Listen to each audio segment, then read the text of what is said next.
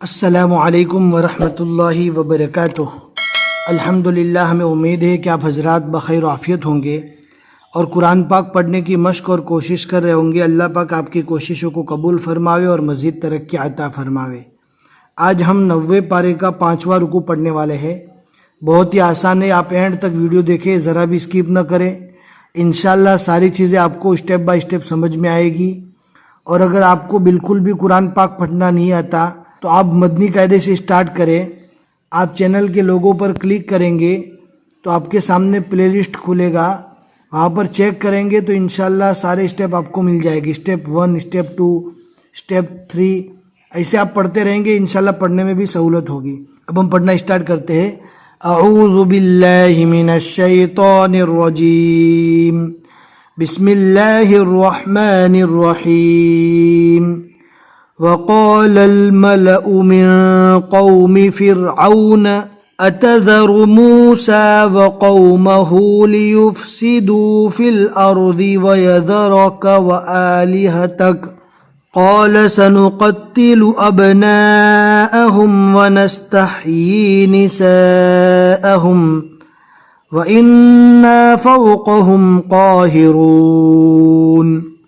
قال موسى لقومه استعينوا بالله واصبروا إن الأرض لله يورثها من يشاء من عباده۔ کھڑی زیر ہے، عبادہ ہی نہیں پڑھنا ہے رکنے کی حالت میں۔ رکنے کی حالت میں کھڑی زیر جو ہے وہ جزم سے بدل جائے گی۔ والعاقبة للمتقين قالوا اوذینا من قبل ان تأتینا۔ پڑھنا ہے یہاں پر نون ساکین کو ناک میں چھپا کر پڑھنا ہے، اس لیے کہ نون ساکین کے بعد اکفا کے 15 حروف میں سے تا آ گیا۔ اکفا کا گرامر اگر آپ کو معلوم نہیں ہے تو لنک ڈسکرپشن میں مل جائے گی، ضرور چیک کریں۔ جہاں پر بھی اکفا ہوتا ہے وہاں پر نون ساکن اور تنوین کو ناک میں چھپا کر پڑھتے ہیں، اور اگر آپ کو ناک میں چھپا کر پڑھنا نہیں آتا، آپ پڑھتے ہیں ان تأتینا، تو بھی ترجمے میں کوئی فرق نہیں آئے گا، لیکن صحیح طریقہ یہ ہے کہ آپ اکفا کر کے پڑھیں۔ ان تأتینا ومن بعد ما جئتنا قال عسى ربكم ان يهلك عدوكم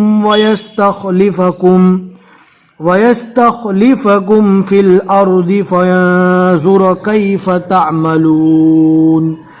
صدق اللہ العظیم۔ آج کا یہ رکوع بہت ہی چھوٹا تھا۔ آج کے رکوع میں ہم نے صرف 3 آیتیں پڑھی۔ 90 رکوع کے 5 رکوع یہاں تک مکمل ہوئے اور سورۃ الاعراف کے 15 رکوع یہاں تک مکمل ہوئے۔ ہمیں امید ہے کہ آج کا سبق آپ کو سمجھ میں آ گیا ہوگا۔ اپنے دوستوں کو ضرور شیئر کریں، جتنے لوگ بھی آگے پڑھتے رہیں گے انشاءاللہ آپ کو ثواب ملتا رہے گا۔ پھر ملیں گے انشاءاللہ اگلے سبق میں۔ السلام علیکم ورحمۃ اللہ وبرکاتہ۔